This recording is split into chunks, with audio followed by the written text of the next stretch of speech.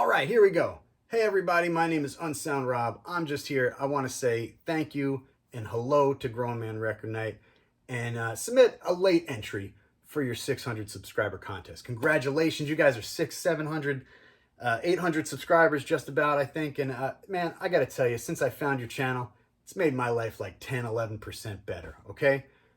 I'm really bad at hosting, really bad at doing these introductions. I'm really here to say thank you. I'm a week late. Glory's been had. The entry's been drawn. I'm just here to show appreciation, okay? Dog ate my homework. A lot of stuff going on, but I really wanted to do this, introduce myself, and say thank you to you guys. You guys fucking rule. So does everybody that watches, and participates in the show. I will tell you, I discovered the channel, I think, through chromium dioxide. It came up, that first episode of my YouTube feed one day, and I went, holy shit, this is like for me, man. Like, somebody's making shit for me. It's amazing, right? And I think Chromie D, he wound up commenting on or posting something from Grown Man Record Night, and I was like, what is this? Holy shit, this is made for me too. And I watched the show live now, and it's been a great year and a half that I've been watching you guys, man. The guy I think responsible for all this for me is Metal Theologian, okay? He was the guy, before I knew anything about the VC, and anything, okay, I would just see his videos come up in my algorithm all the time, man, and his knowledge and his collection, the private press, man. I don't know what to say. Much respect, Aaron, much respect. And you were very nice to me one night in the chat in Grown Man Record Night, encouraged me to do my own video. Hence, I'm here. And I really just want to say hello, thank you to all you guys. And I'm gonna continue here because I gotta go do some shit. Shave. I don't need a beard anymore. Dr. October's got it fucking on point, taken care of. Okay, as far as the contest goes, this is supposed to be records that we saw first, didn't know much about, didn't know the band, the music, just saw the album cover and went, I'm gonna buy this. And I think, like Eric Bauer said, these aren't all good. They're blind buys or deaf buys, however you want to look at them. What I feel is that sometimes you see something that compels you, and you gotta explore it, you know. So here we go. First entry is a record by the band The Left. Okay, the album is called, it's a little weird. It's not called Hell, okay? It's actually titled It's the World, but, Hell is the lead-off track, and if you can see this album cover, there's a lot of shit going on, and it looked like the four guys in the band were depicted on the front with the Damned, Quiet Riot, Elvis, and a Men at Work shirt. And they're in a world that's covered in shit. You see some fucking Nazi bastards, some fucking skinheads, you see some, nuclear war. To me, they're not condoning this. I feel like the band called The Left is going to really fucking give me a good, a good one, man. They're really going to fucking talk about some shit on this record. So here you go, okay? You got tracks. And this is really good, to be honest with you. Not what I expected. I expected more grimy, underground shit. This is pretty well recorded, written, produced, I guess, for 1983 with no budget. It's on Bonafide Records that came out of Red Lion, Pennsylvania. And that's about it, man. If anybody knows anything more about this band, let me know. The only thing I can tell you is that it's really good, man. I really like songs. The Youngster on the Force, 5 a.m. is a good one. Frontline, who doesn't like a song called Fuck It? And the song Hell doesn't even start the way you'd think it starts, and it's a nice one, man. It kind of just sits there in my collection. I don't dig it out too much, but, for this contest, here we go. Second one, and I'm not a Psych Records guy, okay? Frantic.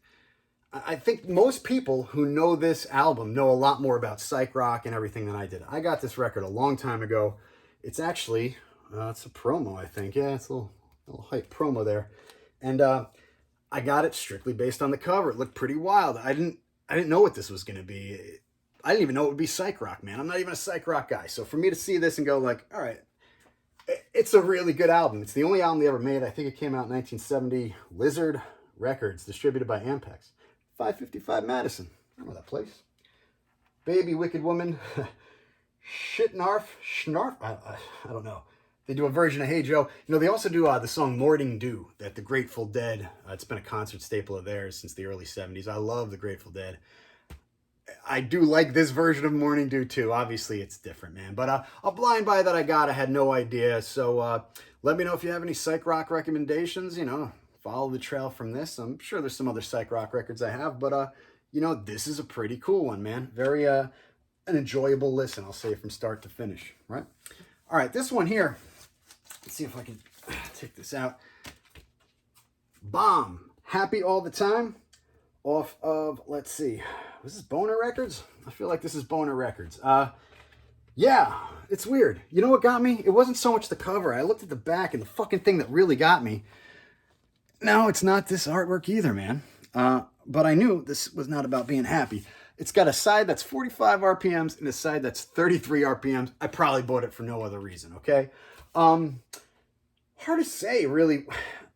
You know, Bomb is Tony Fagg, Michael Dean, and Hillsinger. You know, that should let you tell you everything you need to know. Like I said, Boner Records, pretty cool. Just black vinyl, but there you go.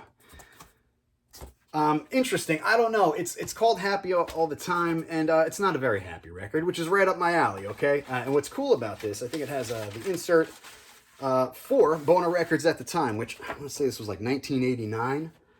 So you got some stuff like Fang, you've got, you know, another Bomb record, Fearless Iranians, I only know them by name, and MDC, okay, Millions of Dead Cops. Who doesn't like MDC?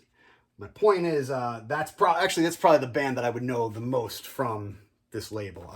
But Bomb, for the most part, couldn't tell you much about them. I know the record. It's, you know, it's a record, man. You know, not all records are going to be the ones that you love. You see these records, but it is a pretty, I mean, I love that style of artwork, you know, and just like me, it's happy all the time. Not really. But speaking about happy, ooh, this is not a happy record. In fact, I wouldn't have even bought this record had I even understood what was going on. But A.H. Kraken, okay? Look at this shit. It just looks disturbing, man. I don't even know what to make of this, to be honest. But I stared at this too much to not get it when I got it. In fact, I didn't even recognize this girl, this very troubled woman, maybe, has a Slipknot shirt on. I'm a Mike Howe metal church. I'm a metal guy. I can go in some directions there. Don't get me wrong, but not a Slipknot guy. So I probably wouldn't have gotten this record had I noticed that. All right, but what I really wanted to point out here is that this fucking album is one hell of a noise punk album. They're a French band, I believe. I believe A.H. Kraken is the guitarist. I can't even read this. I couldn't tell you. It's got a nice little butterfly on the back. But I don't know. The only song title I could recognize was Kevin Costner est un actor American. This is a fucking grimy album, okay? And I'm going to tell you something about this. Where a lot of these records, sometimes you get them, they're not what you expect. This is kind of what I expected, and I'll be really honest, okay? I put this on when I'm in a bad mood. I like this, okay? It's jarring, it's disjointed, it's like not even harmonic sometimes, but that's exactly what you'd want, right? So yeah, this is pretty cool. It comes out in 2008 on the Red Records, okay? I think it's actually in the red. A little different than what it says here, but A.H. Kraken, French noise punk. Some wild shit. I don't want to keep going on, but if anybody knows anything more about them, I would love to hear about it, okay? Now, I'm going to end up with two that are a little bit more mainstream, okay? One, I'll take this out of the shrink here. I didn't buy this. When I was a young kid, I was like 11, 12 years old, clearing out a neighbor's basement. She was moving, an older woman, had children, husband.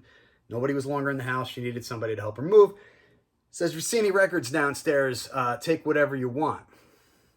Like 10, 11 years old. I had a record player, my dad's record player. And, you know, I'd play my dad's records, which were, he wasn't so much into music, but he had records and I'd play them growing up. So I brought home a man by the name of John Hammond on Vanguard Records. Now, I wasn't even sure what I was getting, but I mean, Vanguard, I feel like, I'm going to tell you what, as an 11-year-old, I knew what that was. It just seemed cool. I went, oh, this is cool. The one thing I didn't like about all the records, and the reason I only took a couple, was because there was the name on the back. You know, whoever took these to college or wherever put their name. I have a copy of Meet the Beatles. His name all over it. Anyway, man, this record, wow. You can see I actually have this this signed to me from John Hammond, because many years later, probably before I was married, I took my wife, you know, she doesn't always put up with my musical tastes, but she's a really good sport.